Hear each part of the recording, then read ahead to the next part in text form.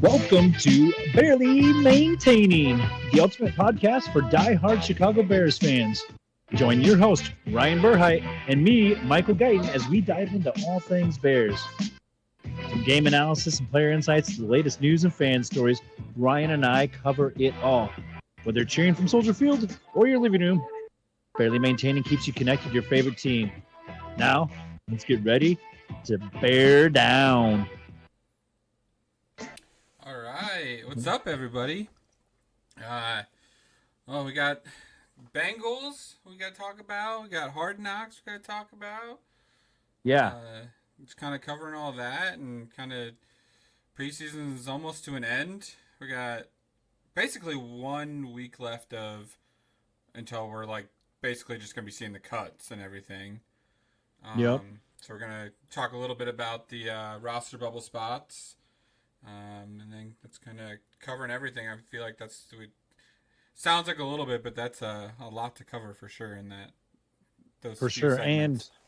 And on top of that, all the stuff around the league. Yeah. I mean, our normal little news segment that covers the first quarter of the usually anyway. And there's always stuff happening because there's injuries and there's transactions. I think we got a couple of transactions to talk about, and of course stuff from the episode, which was leads us into that kind of Judon trade anyway that we talked about last week. Exactly. On the last episode. Yeah. Well. So. Yeah. What do we got for news? All right. So news around the league today. I believe it's today. Yeah. Bo Nix named starter for Broncos. It's kind of okay. So they know who they're going with. Yeah, a little shocking to be honest. For sure, but I guess I don't know who his competition was. The starter that they're paying is in Pittsburgh's. Yeah, that's true. So they're doing what they can, I guess. And Bo Nix has like 12 years of experience, doesn't he? I feel like he was in college for like ever. Yeah. It felt like he was in there for like 10 years, but. Yeah, you get the COVID year, blah blah blah. Yeah. Gardner Minshew was announced to be starting quarterback too for the Raiders. I think we talked a little bit about that last week. You a fan of Gardner Minshew? I mean, yes and no. Like, good guy. I was just gonna say I'm a fan of his personality, but not of his necessary football playing. Yeah. He's okay, but he's not. He can hold. I think he can get you down the. I feel like he's like a former Bears quarterback, really. Like the Kyle Orton, the Rex Grossman type guy. He'll win you some games and probably maybe even get you in the playoffs, but beyond that, maybe not. Yeah. But he has got some swag to him for some reason. Yeah, it seems like he can hold the space until somebody is there, but he's definitely not your answer. Yeah, and also kind of like we have for Tyson Badgett, someone to come in and fill in the space if you absolutely need him for 2 or 3 games, to get you 1 or 2 wins, in a bad spot. That's crazy though, because he's not the guy to fill in; he is the guy. Yeah, exactly. Yeah, he's just there to fill it. Right. Let's see. Trying to filter through all these.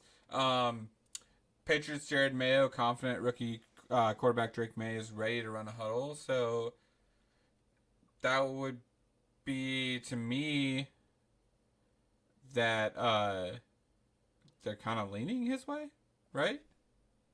Yeah. It's weird that you say ready to run the huddle, but not ready to play quarterback. Yeah. But there's still good, so he could call a play. We got that far. I feel like just like where Mitch Trubisky was, he's probably a little bit behind just in games started and stuff. That's the feeling. Also, we don't even know if Mayo knows what a quarterback looks like. Yeah. How to do it. Yeah, obviously there's other people on the staff that are helping, but yeah, it's kind of like, well, yeah, I don't know. I honestly don't know. You're in a bad position anyway. Yeah. And Boston's, like you keep saying, during those Belichick last few years, they kept saying that they were like not doing a rebuild, even though they were kind of like doing a rebuild, Right. So now people are getting sick of waiting. Yeah. it still says that Jacoby is the projected starting quarterback. Um, but it to me that seems like you're leading that way of like, okay, it's not if Drake May will start, like we're not gonna it's not if we're gonna throw Drake May in there, it's when are we gonna throw Drake May in there to me. Yeah. But like you said, but everything I'm hearing is he is behind for the most part. But Well, it's so weird because it's like, you either throw him in and he gets experience and he builds from it, but there's also the, oh, you might ruin him with confidence and stuff. But it's like, I don't know. I mean, you got to learn somehow. How isn't playing the best way to learn? yeah, I mean, in my opinion, I mean, the confidence thing has got to be like a personal battle for you, for every quarterback. You have to think you're good no matter what. yeah, 100%. That's part of it, I think. I don't know. So I'm all for all. I mean, obviously we're supporting a rookie quarterback now, and we have last. I mean, it seems like for the last since 2018 or whenever we picked up Trubisky, it's been one after the other rookie quarterback we've been supporting. So Yeah, put them out there. let's see. Lamar Jackson dismisses critics, motivating myself to lead Ravens back to Super Bowl. Where do you stand on Lamar Jackson? I personally am a fan. I think he's great, but like every great quarterback, he needs pieces, and his main piece last year was Mark Andrews was gone. Yeah. So I think he's now getting in car accidents and stuff. Yeah, I think that doesn't help. But you have Derrick Henry, so he's almost like a tight end you can just dump off to. Do you think he's size-wise an overall good quarterback? Yes, I guess. I don't know. Yeah. I'd have to. I mean, probably if you look at the numbers, he's probably not really that great as far as passing yards and stuff. But there's the other element to it that he maybe has that other ones don't. I don't know, man. He's got him in the battle every time. But his main thing for me, why I can't be like he's right there with Mahomes, is injuries. Yeah. Mahomes is playing the same games in the same weather and the same crap, and a lot of times playing through the injuries. Like Mahomes is hurt in a couple of his Super Bowls, and he's playing through it. And he's just not 100. Yeah, definitely not 100%. So, and Lamar, is missing 4 games every season or whatever. So yeah, at least. Well, and then you got like Tyler Huntley who jumps in and does just as well. It's hard to put it all on Lamar being good. Like, it's not me saying Lamar is bad by any means, but I feel like he is kind of still needs to prove himself, which is weird to say, seeing how he keeps winning the MVP. Yeah, but again, it's a team sport, so MVPs, I don't care about that stuff because they like to give him to Rodgers all the time. It's like he got 1 Super Bowl, Yeah. Let's see. So that that is that's part of it. I think is just availability and being there and doing it. Like you said, you have to win more playoff games, and you can't just keep getting injured and being like, oh, he's great. If he was there, they would be, be there then. Yeah, it's kind of like a Dak Prescott, except for injuries instead of just not winning them. Yeah, exactly. I mean, I don't know. After like 6 seasons, you gotta start. To me, you got to start doing it again. Big talk coming from Bears fans. Yeah. We haven't really done it, but if your GM's right and the quarterback doesn't necessarily have to be great for you to be there, you know what I mean? Right. And maybe that's part of it. Maybe they just had a well-built team with the run plays, the designed, quarterback runs that they need, and I do like that there is, kind of a question mark for him and that battle in the AFC. Josh Allen, him, Patrick Mahomes, kind of, you could really toss it up any given day, depending on, if they're all healthy and, Right. Kind of bouncing off that, Derrick Henry on Ravens offense, I'm right at home, is what he's quoted it saying. That is a scary backfield. Yeah. But the biggest problem is Derrick Henry is a give me carries and I will be better with the more amount of carries you give me type of player. Do you think he gets the amount he needs to be rolling? Yes, just because it's a Harbaugh offense. And if he is rolling, I feel like they're just going to pound you into the dirt. Yeah. That's kind of their game. Even really without him before, it was their game, because you know there was those plays where there was one drive where they did not pass it, like 11 plays, and they didn't pass it. I think it was last Yeah. year or a year before. It was just design runs, regular runs, power runs. It's like, stop us, Um, Right. so yeah, I think, again, I'm an Alabama guy, so Derrick Henry is like, Yeah. you know, Oh, it's hard not no to. matter how old. I mean, I'm not an Alabama guy, and he's just a great running back to watch. It's like watching AP. Like, you're not like, as a Bears fan, we weren't excited for AP, but also at the same time, you're watching He was just, greatness. Yeah. yeah, you knew you were seeing somebody who was just a little bit different, right? Yeah. And then to come and he's still like tore his ACL, come back. He was like one of the first guys to come back as fast as he did. It just Yeah. Niners, Kyle Shanahan not worried about Christian McCaffrey's calf readiness. He's obsessed with it. Christian McCaffrey, it does seem one of those guys that, like, if he gets injured, he is doing nothing but figuring out how to fix that injury and like focusing all of his energy on that injury. Yeah, and I know both of his parents played at least college sports, so he comes from like athletic pedigree. You know what I mean? His dad was a wide receiver for Denver, I believe. Right. Yeah. So it's in the DNA, and I agree. I think he's going to do everything and come back. I mean, as far as fantasy draft goes, I'm shooting for him. Yeah. That type of player anyway, where he's going to catch a ton of passes and just run the ball a ton. Yeah. So. Let's see. Is that like that's the type of player, running back, you want, right? Because they still get any points for pass yards? Oh yeah. In fantasy? Yeah, and you're getting more points per catch. And for the listeners, I'm kind of new. I'm coming back to fantasy. I played it a few years ago, but these guys are a little more intense and a little more into it than what I played in the past. So I'm trying to get better at it and understand. I always usually build PPR leagues, which is points per reception. So you're running back that can do both what McCaffrey can do, where he's running and he's catching the ball out of the backfield.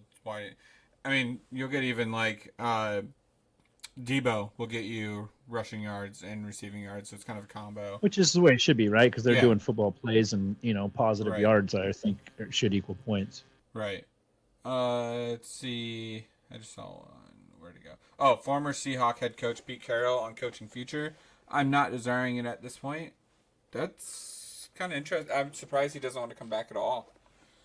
Like, just not like set to go. He's in his 70s though. He's pretty old, right? He does not look that old. No, not at all. Honestly, like whenever I hear Pete Carroll's, I'm like, what? But it's hard. I mean, especially now, the older you get, the further away you're getting from being able to what these guys grew up with and stuff, and how they understand and see the game. But Bill Belichick's still out there doing it too. I just want to keep challenging him. Yeah. Let's see.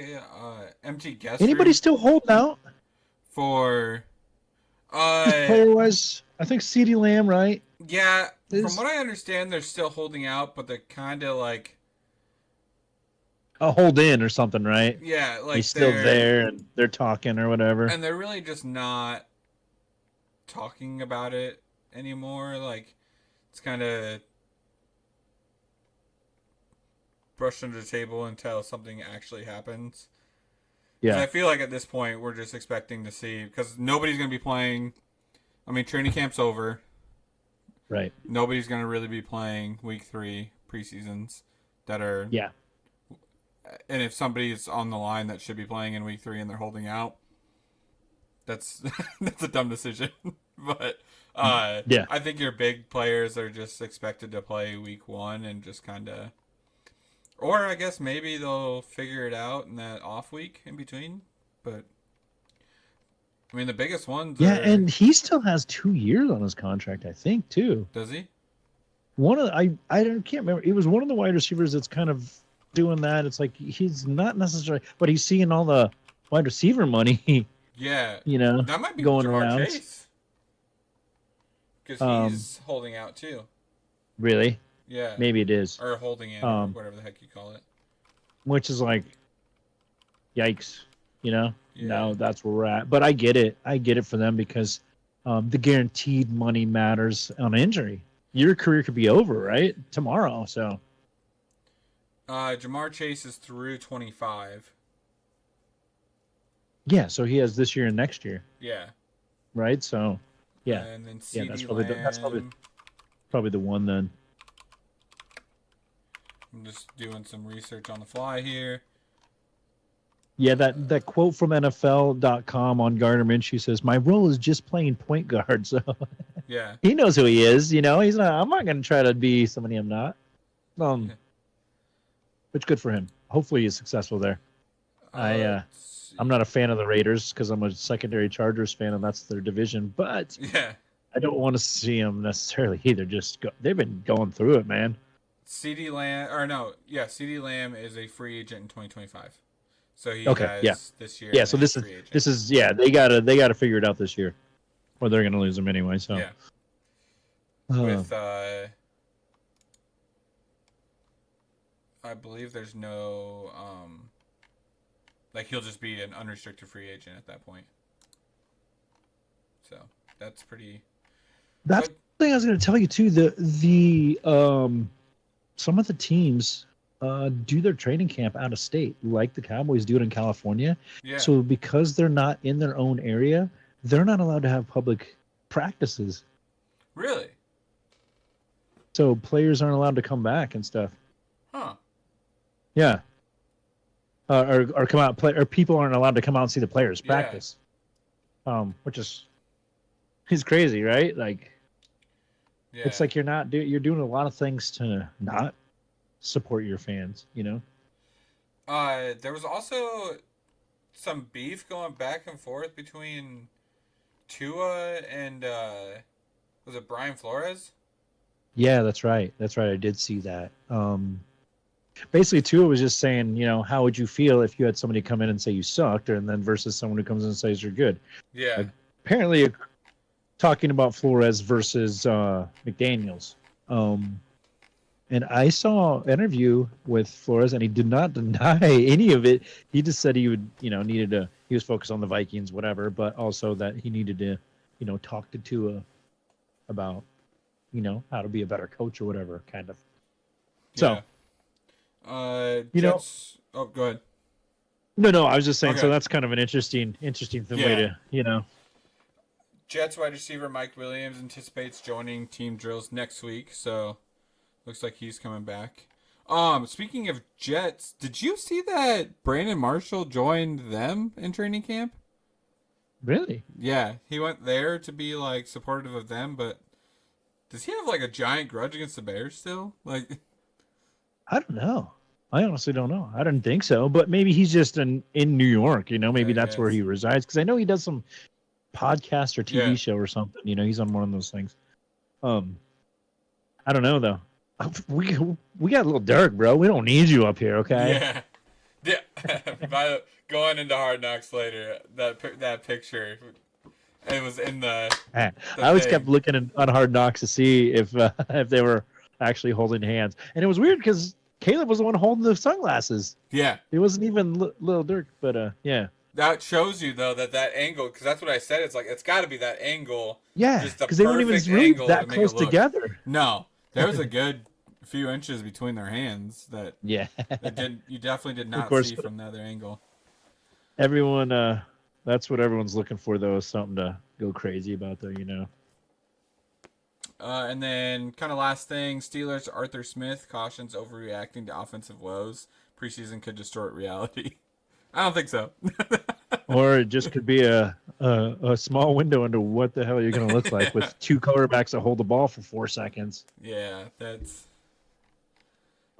Yeah, that's the problem. I think everyone again. We get in conversations all the time with the guys we know about how Justin Fields is a good quarterback, and I think he can make great throws and can be a great quarterback, but his decision making is not quick enough, and that was the problem. And I was a huge Justin Fields fan until you started looking at the numbers, and he's held the ball longer than anybody else in the NFL, so that matters, especially for linemen.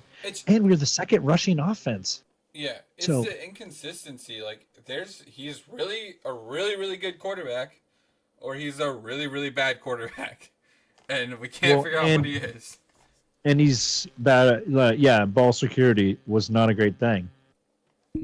I would rather have you throw it away on 4th and 1 than fumble it, you know, Yeah, and give it exactly. or interception. So that is the news around the league.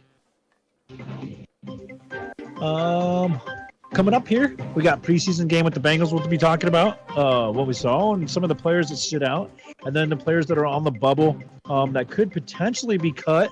I got a few lists from fan-sided. See what you think of those, and then of course the Hard Knocks episode 3 Yeah. coming up here. So that preseason game with the Bengals, there was I mean, obviously it was 27-3. Caleb's first appearance at home, cool feeling there. Mm-hmm. And I kind of have some of the numbers pulled up, but other than that first quarter, we looked pretty good. Yeah. So actually, I went The back. first few drives. I've watched. I was watching the other night. I think I watched about halfway through the second quarter. I was breaking down a little bit further of kind of more in depth because obviously while we're working we can't watch it too closely. Yeah, But I had some notes. The second, third and out or 3 and out that we had, I don't put that on Williams. Like I think Everett that was on Everett because Everett ran a comeback route or a little sit route. He should be at the first down line. yeah, He was a yard short of the first down marker. Like he needs to sit at the first down, not a yard for sure. short. That's Yeah, on, I feel like that's on him, right? Because most definitely. I mean, that's yeah. as a good Um, jump off. Like just as a like veteran, you should know to take that extra yard into your route and sit yeah, there know where instead you're of at, know where yeah you're at on the field, know where the first down is, for sure. And uh, help a rookie quarterback out. You yeah know, he's making the throw, and the throw looks good. yeah. So I mean, So there was some times where Caleb still is a rookie. You could definitely see that he's still a rookie, yeah, and I'm not gonna fault him for that. Like he's a rookie. Like we still have to give him time to build. But there's also really good signs of him being really really good. Um, and it's just kind of a still learning the routes, still learning uh, the speed of the game and everything like that. Um, but he's doing a really good job of yes, he's holding on to the ball for a long time, or for like a good amount of time for some plays. But I saw a breakdown of the time that's being held between him and Justin Fields, and obviously we have a little bit smaller of a snippet. But the sack rate is 4% compared to like 12%. yeah, So that's yeah. I a saw that. yeah. So to me, Huge. like yeah, that's a kind of a cool thing to see. But like I said, I think there's the haters that are don't want to see the Bears be good. Like there's just those people that are gonna say things about him. But I think he's showing signs of stepping forward. The team seems very cohesive together. Seems like we got a good set, and we're not showing our whole. I mean, it'd be dumb to be showing our whole playbook. We're not showing the whole playbook right now. So there's Yeah. plenty of other things we're going to be running. So Well, and you got to think about too, like what we're seeing is some basic like practice stuff when we're going to be game planning specifically for the Titans week 1, right? yeah, So, and we won't see any of that specifically. You know what I mean? right, They've probably been looking at tape, what they were good at last year, what they were bad at, and then of course, try to exploit that stuff. So then that becomes a little bit easier, I think, for the quarterback when you kind of script the first drive at least. You kind of know yeah, what you're going into. You've been working on that for a few weeks. After this next training camp or this next preseason game, yeah. you'll have a couple weeks until that game, so that Uh, matters. some other snippets though. Kyler Gordon's edge rushing. Did Yeah. you see? Did you go back and rewatch it at all? Not the whole game, no, Did but I you did see? watch. He was lined up across from the corner, 3 yards back, Yeah, and then just took off. Like he didn't do like a lot of the times. I know they will usually like they'll kind of start their little like creep in. He just Mhm. started from across the wide receiver and just took off and just sprinted at him and just never was seen. Like, Right.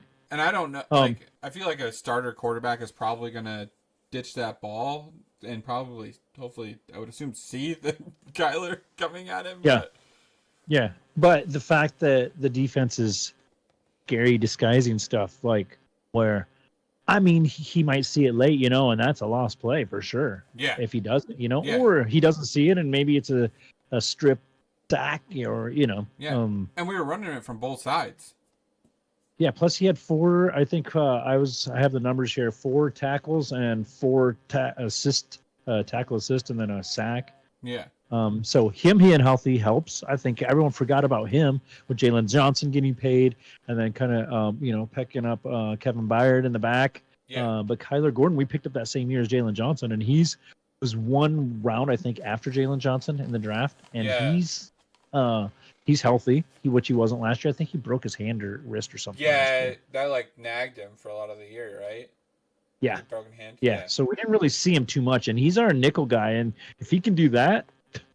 Yeah, because he plays a lot of that kind of hybrid linebacker corner type player, right? Yeah, Yeah. yeah. Which is just Yeah, kind of up on the line, but guarding wide receivers. You know what I mean? Up yeah, close to the line or to the offensive line. If I looked at the numbers though, the numbers were really even. Time of possession, they actually had 33. We only had 26. First downs, 15 both. Total yards, 299 to 226. We did have about 50, 60 more passing, 70, almost 70 more passing yards than them. But only 8 more rushing yards. So it was pretty evenly matched, other than we stopped them from scoring at all. You know what I mean? yeah, yeah. So that was one of the things I noticed is like, hey, our defense, it's a bend but not break type of defense. And we're kind of proving that in our first few preseason games. Yeah, Even the second and third stringers. it was cool to see in this last and the Bengals one too, kind of the different disguise blitzes that we might have because they had to kind of practice them a little bit in live game, but Yeah. it was cool to see and kind of scary to be honest. So the other one too, Tory Taylor is crazy good still. Oh yeah, insane. And we'll get to that hard knock stuff about him, but yeah, it was fun to watch him, and everyone was just like, gee. Yeah. And then we had the practice versus the Bengals, and I read somewhere that they had 3 INTs on Burrow, during the joint practice, right? Mm-hmm. Is that true? Yeah, that's what I read. And then Caleb threw a INT his first pass, and then came back and ended up throwing 3 touchdowns or something. Threw a touchdown to each of the starting receivers. So very cool. yeah. Yeah. So that was the preseason game and versus the Bengals. What we saw and what we thought, it was I just more and more to be excited about with the team. Even though we struggled at the beginning with the first couple drives, because I just proved that, even after some adversity, Caleb can come back and still, get you some points marching on the field. Yeah.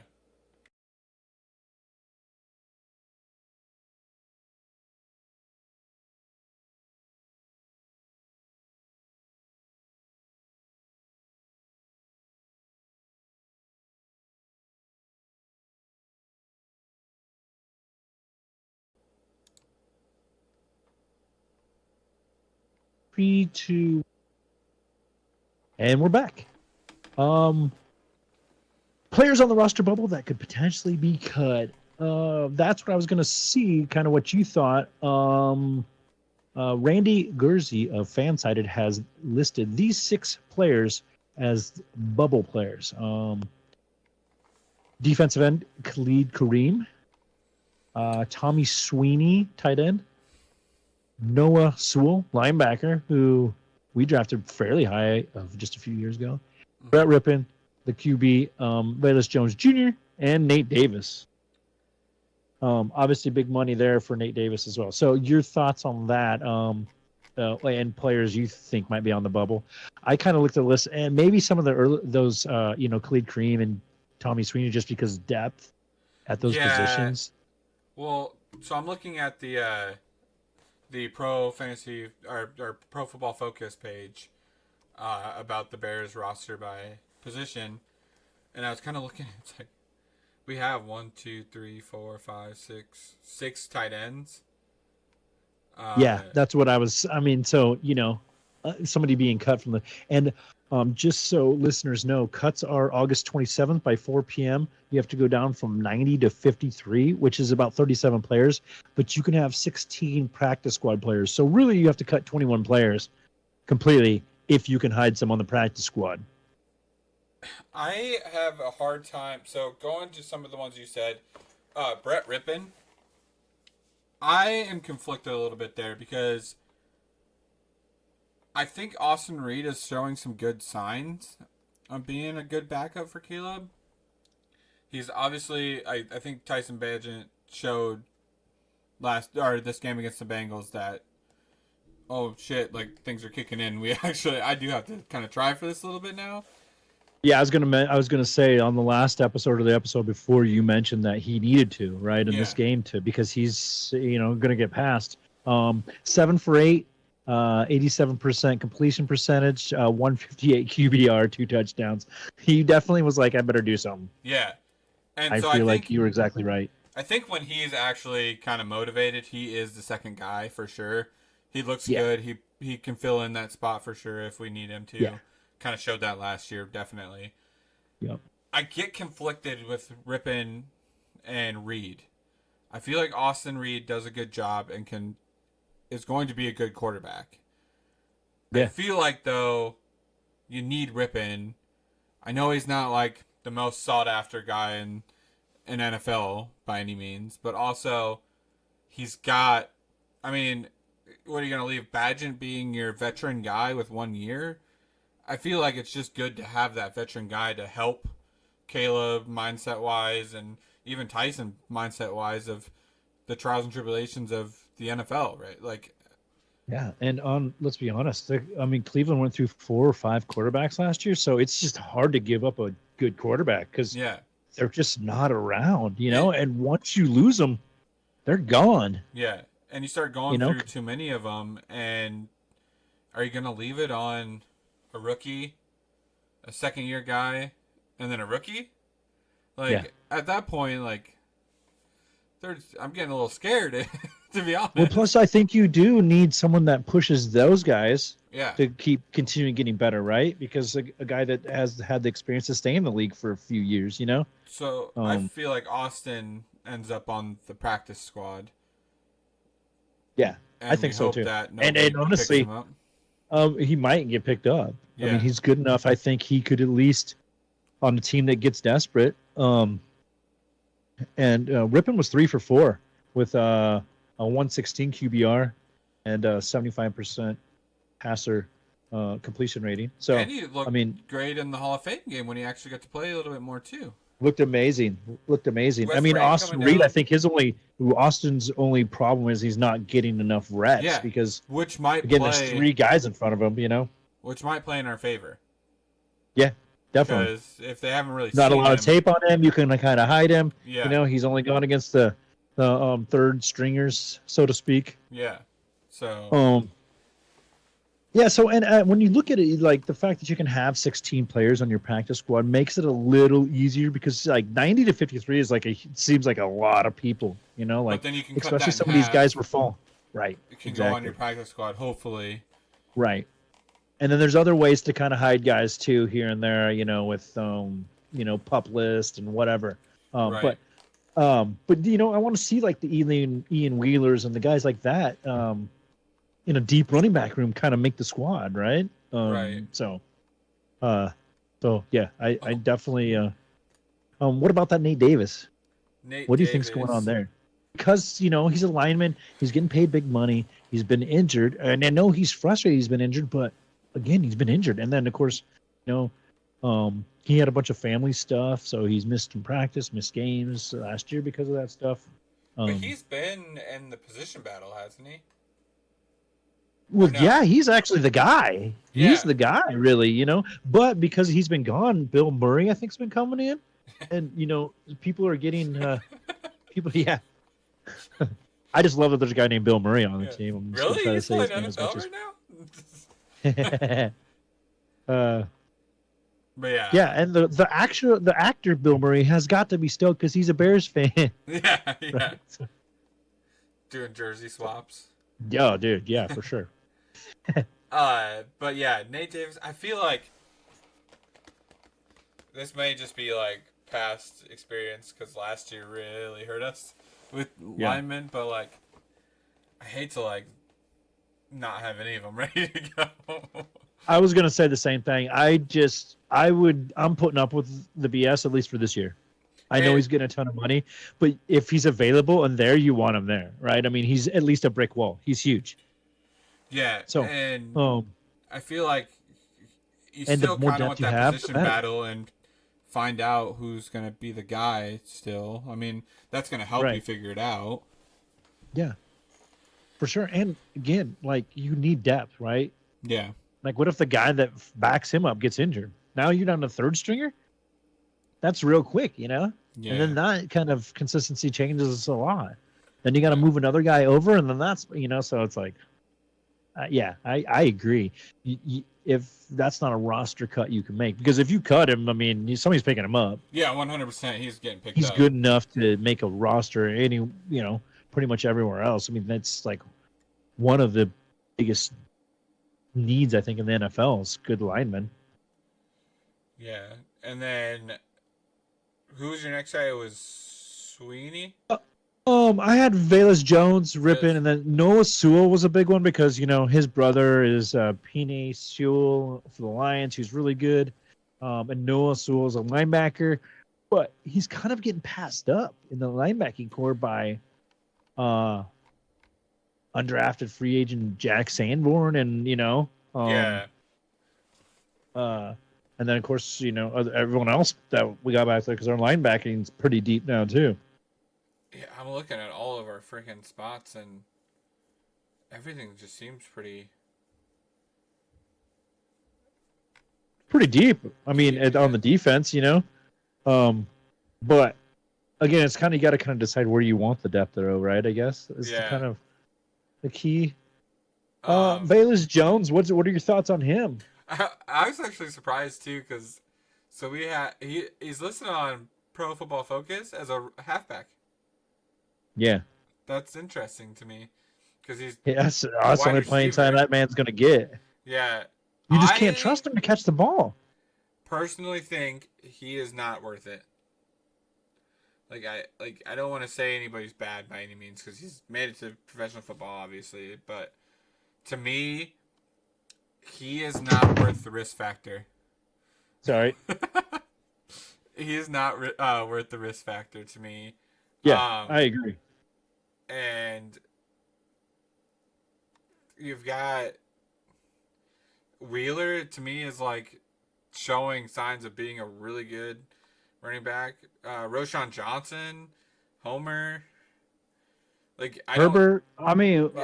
Yeah, well, that was like... Plus, you have an end around with a Dunze that gets 16 yards, so it's like, what do you need him for? Yeah, I don't see... To me, this is not the time for holding on to a guy for a possible project. He was just one of Poles' first picks. It's yeah. So he's like, I'm gonna ride this out until I can. But again, he's on the roster probably this year, right? Because of draft pick and spent on him. Yeah, unless you can trade him off. Yeah.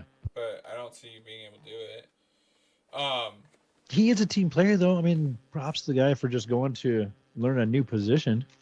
Yeah, and not running very well either. Most of the runs. Yeah. And unless there's a big hole, because he's so fast that if there's he had 6 runs for 13 yards. Yeah. Averaging 2.16 and if I yards remember per right, carry is not going to do it. If I remember right, one of them was a 7-yard or so run. So the longest one was a 7-yarder. Yeah. So that's according to NFL stats from the week. So yeah, so it's like what do you? Yeah, that room's already too deep, and you're not bringing enough to the table so far. Anyway, Yeah. can't trust him on punt or kickoff returns. No, because even on the kickoffs now, where you're not getting rushed, he's dropping the ball and rushing himself. Right. So to me, it's not worth the project, especially when you have what 1, 2, 3, 4, at least 4 other guys I'd rather see over him. I would much rather, if you're asking me Ian Wheeler or him, I'm picking Ian Wheeler. Just I love his story. I love how hard he runs. He's, I think that guy is going to be a good running back given the opportunity. Yeah. I could be wrong because I know you have to do other stuff besides run the ball. So, and I don't really know how to judge that, but he seems like he's willing. Again, Velus Jones, though, is willing to do anything to be on a team. So that worth something. Yeah. Just it's just hard to keep a guy for a project when you have most of your other spots filled that could, like, he would be in. Yeah, for sure. Can't believe we had this long to bring up your boy Tory Taylor. 3 punts, averaging 50 yards per punt, longest 57 yards. Yep. You don't even need Caleb Williams. You should have just drafted this guy number 1 and we'll just play defense. Yeah, but this is what he did at Iowa. 57 yards? Yeah.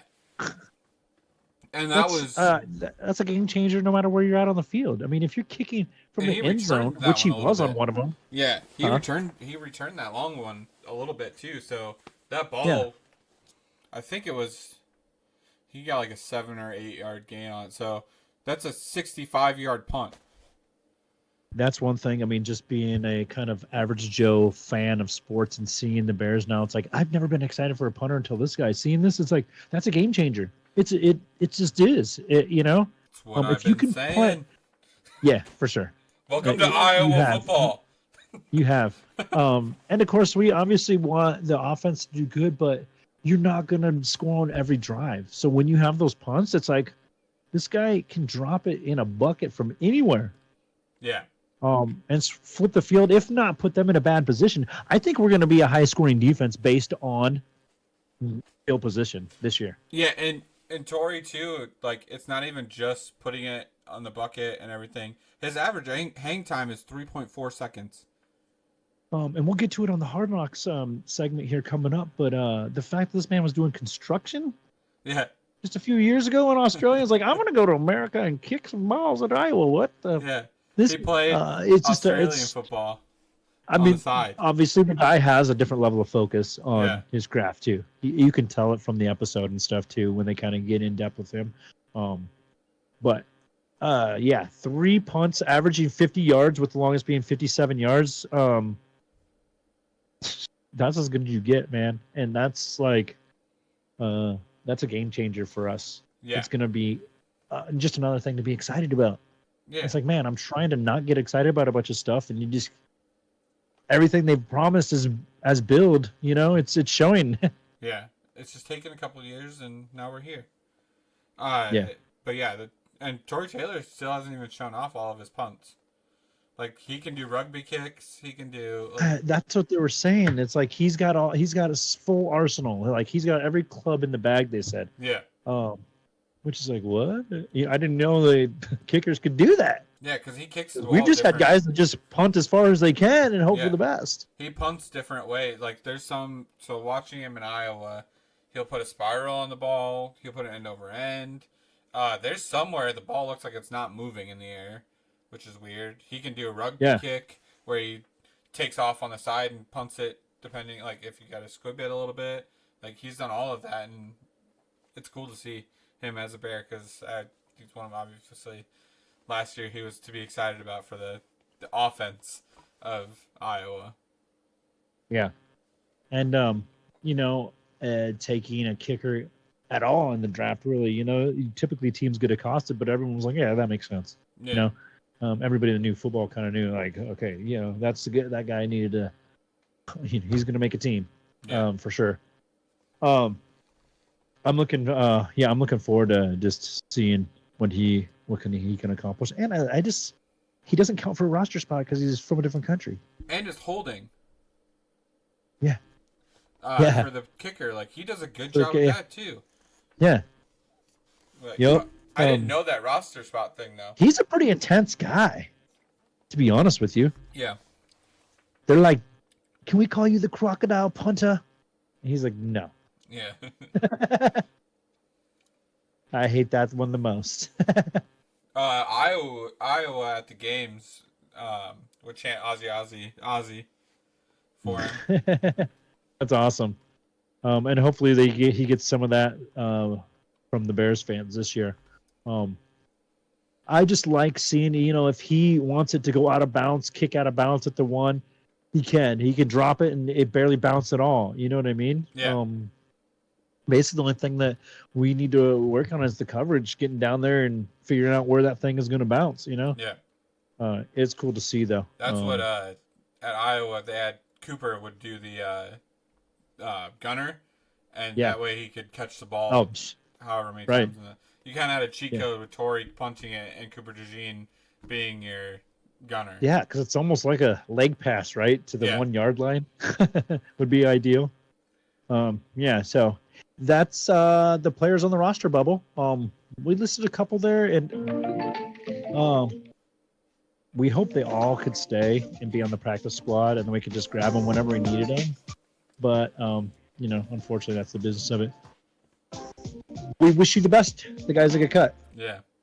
Next segment is the Hard Knocks episode. I mean, guys, make you fall in love with this team any more than they already do.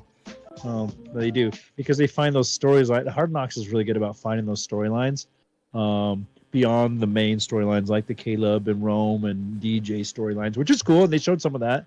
But like the Troy Taylor storyline, and I was so excited. The Ian Wheeler one, and then Jonathan Owens, and and they even touched on Simone showing up to the game in her internet was blowing up. The jacket which is so funny because who really cares? Support your husband, wear whatever you want, because it doesn't really matter as long as he's playing for us. Yeah, and it was all pictures of him playing. Like it wasn't like it was actively and it's in black and white, so it wasn't like it was Packers colors or anything either.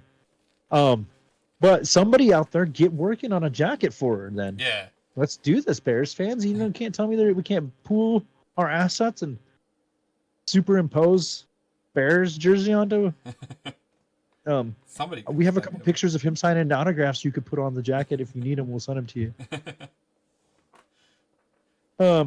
So what'd you think about the Hard Knocks episode? What'd you like? I loved it. Just the behind the scenes of Poles doing, like we got to see Poles' mindset on the trade. For Judon, that was cool. Which was cool because they even talked like, man, if he has like 20 sacks this year, we're all gonna be kicking ourselves, but we can't focus that way. We set our hard line.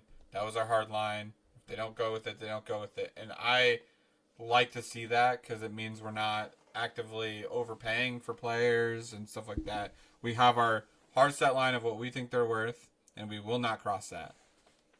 Yeah, I mean, having laurels, you're resting on your laurels, like that's like perfect. I mean, we talk about in polls we trust, man. Like your decision making, I'm relieved we didn't, because I like the developing guys. And Austin Booker said, man, I'm a silent one. They don't even know I'm coming. You know what I mean?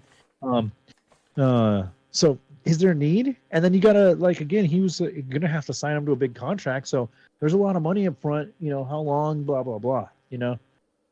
We are set up for the next couple of years though, so you could add some pieces. You know what I mean? But if you don't need to, what if Austin Booker's him? What if you get him in the game speed, and he's even better? If we show promise this year, we're buying next year, right? Like you think so? I think next year's the year for sure. Yeah. Like if we show a good run this year on his rookie year, I feel like we're fucking sending the house on every possible payment to make that we see for those spots. Well, think about it, there'll only be a few spots. It'll be defensive, offensive line, perhaps, maybe. Yeah. Because everywhere else is pretty set up. Yeah. What do you need? Unless there's some crazy like injury or Yeah, or like somebody that wants out. But everyone seems to be really buying into the culture of the Bears and like kind of really loving it, yeah, being part of it. And Hard Knocks has kind of even shown more of that, right? I mean, how much they kind of are gelling and like, this is different feeling. yeah. Did you Um, catch the Tory Taylor driving to the game? yeah, And he's like, "This is weird. I never had to drive to my game." And then I think it was, uh, oh, who was it? I think it was, it might have been Santos. But it was like we drive on the right side here, right? You remember that, right? yeah, it was Kairos Santos. Yeah, he's like, I've been freaking driving here for 4 years. Like I know what I'm doing. Yeah, Also, I F think one it's funny fifty. that I thought it's funny that Kairos Santos is like a foot and a half shorter than him, trying to give Yeah, him a hard time. yeah. He's like, what? He's Santos is 5'8", and I think Torres 6'4". Yeah, it's like what? Yeah, Tor Taylor, yeah, 6'4". So he's literally 4 inches short of being a foot taller than him. yeah, exactly. It was just funny because it looked like his kid was talking back to him. That was funny. Yeah, it just showed the team just. It's just they all just seem like great friends and everything. So it's cool to see that. Yeah, Kind of got a little bit more behind the scenes of Austin Reed. yep, And love that. Tyson Badgett's dad mostly. Yeah, yeah. Uh, Again, his storyline's awesome. First one to kind of ever do it, like he's done it, Yeah, his path.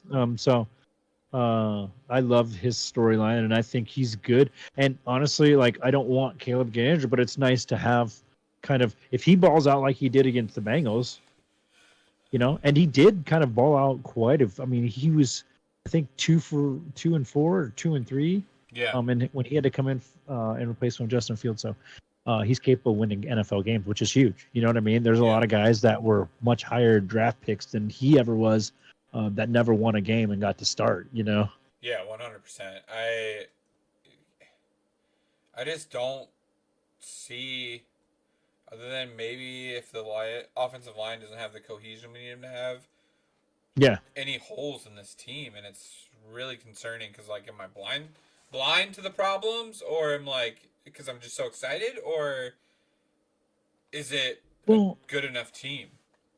well, I think it is a good enough team, but a lot of teams are right now, right? I think Yeah, really how it's how you react to the injuries that happen and kind of adversity that happens during the game, because you're going to have games where maybe they're not injured for long term, but guys can't play the rest of the game, concussion protocol, whatever, and it's how you handle those situations, and a lot of it's play calling, really, yeah, scheming it up right. And I feel like we haven't seen anything yet, so I want to know how good Shane Waldron is in that department. I think our defense is you just got to play as good as you did at the end of the last year, and how you've played so far. I mean, because have we given up a touchdown? Maybe a touchdown, or the yeah, we give up a first few game, touchdowns, do we? Yeah, or against the Bills, against Texans or Bills. uh, But again, I don't. Again, the point being is our defense is pretty good and deep, yeah, right? Because you haven't really seen the starters very much. yeah, I'm just gonna rattle off some of those defensive names. We got Josh Blackwell. There's Tyreek Stevenson, Jack Sanborn. Of course, we got DeMarcus Walker. I mean, it's like Tremaine Edmonds. The names keep going on, and Micah Baskerville kind of made a name for himself. He's showing up.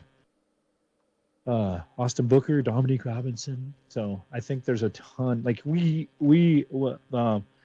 messaged me after you watched the episode last night, and we're like, man, this defense is scary, and I agree. I think that's the part. Was like, okay, can Caleb be great? Maybe he doesn't have to be. yeah. In 2018, we had a pretty good defense, and missed by inches from beating the Eagles to continue on in the playoffs. Inches twice. Inches twice, yeah, which is like impossible. It like defied gravity and Yeah, bounced off of multiple pulls. Yeah, so you just got to have a great defense. But I think we do have a great defense with complementary young offense that is capable if they get some if they get some time Yeah. under these together. Kyler's sack, like, that was about to be a sack from the other side, too. Yeah. Kyler blew him Yeah. up, but... And like you said, you don't want to put a lot on it because it could be quarterback play, but man, it looked so clean. That's as clean as But you that was get. the first team offense, wasn't it? It just wasn't Joe Burrow because he... Correct. Because Correct. the third team offensive line, or first team offensive line, I read, went into the third quarter for the Bengals. Gotcha. Yeah. So it must have been, right? That's their hole.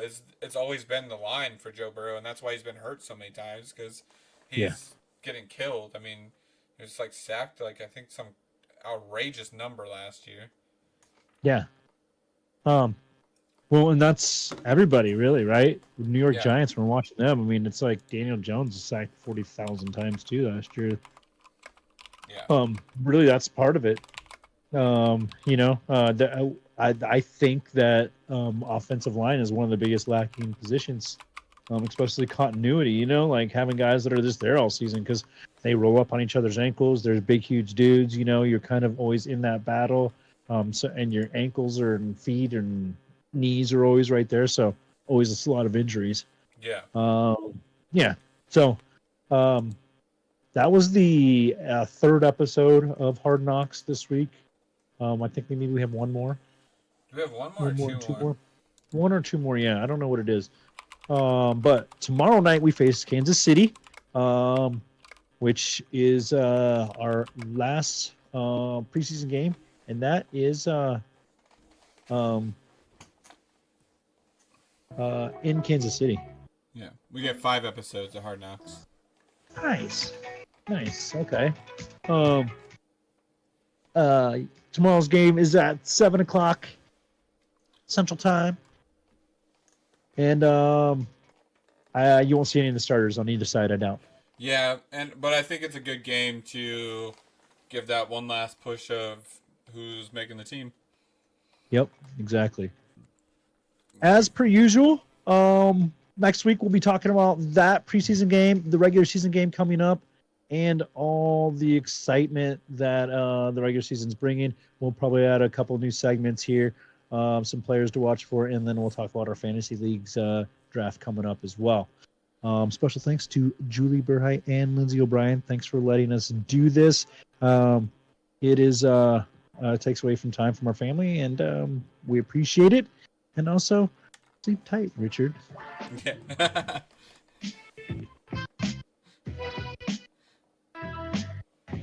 Tune in next week for episode 7. Last episode in August. Before we get to the regular season, it's finally here. Yes. Seems like it's been 10 years because this offseason has been so awesome. And then announcement too, quick before it's completely over. September 4th, fantasy draft. I think we're gonna do it live. We're gonna try to. And that'll be awesome. Check socials, links on those. So, love to see all you guys on there. It was 10 of you guys on there. Awesome. We'll see you guys next week.